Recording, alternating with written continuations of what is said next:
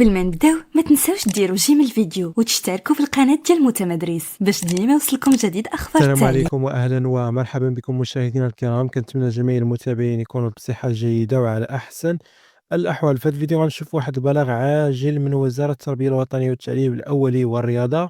البلاغ اللي كان كلشي كيتسناه بخصوص بكالوريا حره او لا باك ليبر.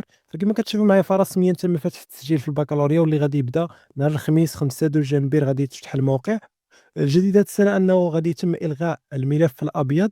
أيضًا آخر أجل للتسجيل غيكون هو 3 يناير، يعني 3 يناير غيكون آخر أجل للتسجيل وغلق التسجيل في البكالوريا حرة. الجديد هذه السنة كما قلت لكم غيكون إلغاء ديال الملف الأبيض، فالعملية غتكون بشكل اللي هو رقمي وإلكتروني هذه السنة هذه.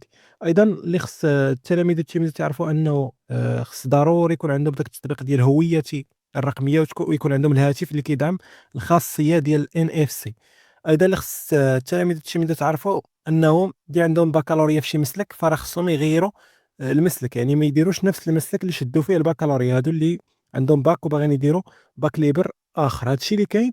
فحاولوا تبارطاجيو هاد الفيديو باش كلشي يستافد. تهلاو ليا في راسكم ونتلاقاو في فيديو جديد إن شاء الله.